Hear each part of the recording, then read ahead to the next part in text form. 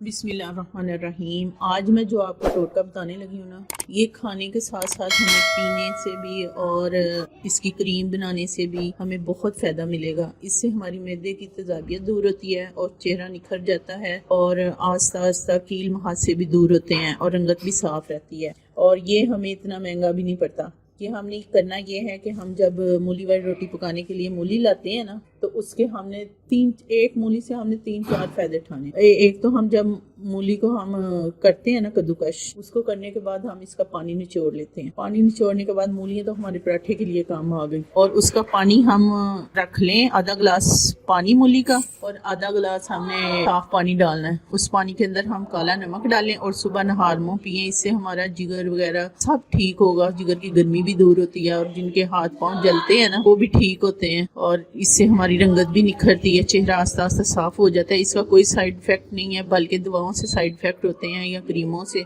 इसके पीने से कुछ नहीं होता, खून भी साफ होता है। आपको पता है लहसुन खाने से भी खून पतला होता है और ये पीने से भी खून पतला होता है। और इसका एक फायदा ये है कि जब हम मूली का पानी निकालते हैं ना, इनको अच्छी तरह स्ट्रेन कर लें और उसके अंदर हमने मूली के पानी के अंदर हमने डालना है नखास्ता। और नखास्ता अच्छी तरह मिक्स करके तो वो हमने गर्म कर लेना है, अच्छी तरह उसे मिक्स करना है। अगर आधा गिलास मूली का पानी है ना, इसमें 1 चम्मच हमने नखास्ता डालना है। अच्छी तरह मिक्स करके हमने वो ना पैन के अंदर डाल देना और नीचे आग जला देनी। इससे आस्ता आस्ता आस्ता आस्ता हमने मिक्स करते जाना है और चमचा हमने इसमें बराबर चलाना है। इतना चलाना है कि ये क्रीम की तरह हो। पहले इसका कलर पानी की तरह होगा, फिर आस्ता आस्ता व्हाइट हो जाएगा। जब बिल्कुल व्हाइट कलर हो जाएगा तब हमने इसे उतार लेना है। अब आप इसे किसी जार वगैरह में महफूज कर लें और जब भी आपको जरूरत पड़े ये क्रीम हाथों पाँव के लिए बहुत ही मुफीद। इससे बहुत ज्यादा कलर व्हाइट होगा आपके हाथों पाँव का। ब्लीच के बाद इस्तेमाल करें, रात को सोने से पहले इस्तेमाल करके, चाहे इसमें ग्लिसरीन भी ऐड कर लें, जहाँ विटामिन ई के कैप्सूल डाल लें, तो ये आप लगाएं। लगा के फिर ग्लव्स वगैरह डाल लें तो इंशाल्लाह बहुत फायदा होगा। एक दफा आप आजमाएं, पानी पी के भी और